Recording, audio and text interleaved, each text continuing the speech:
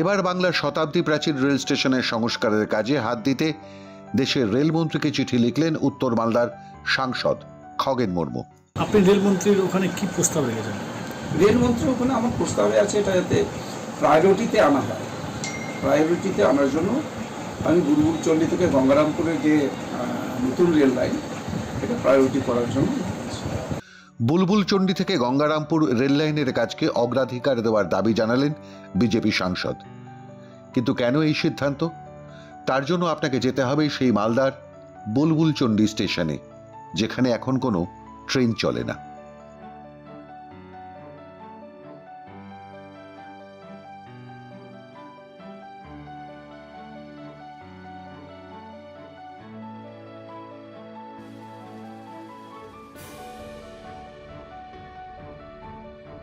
যে স্টেশনে যাত্রীবাহী ট্রেন চলাচল বন্ধ করে দেওয়া হয়েছিল তৃণমূল কংগ্রেসের রেলমন্ত্রী মুকুল রায়ের আমলে, তখন প্রতিবাদের ঝড় ওঠে মালদায়।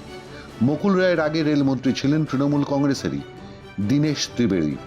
তার কাছেও প্রস্তাব পাঠিয়েছিলেন মালদাবাসী, কিন্তু উদ্যোগ নেওয়ার মাস খানেকের মধ্যেই মমতা বন্দ্যোপাধ্যায়ের সঙ্গে বিরোধে তাকে রেলমন্ত্রিত্ব থেকে পদত্যাগ করতে হয়।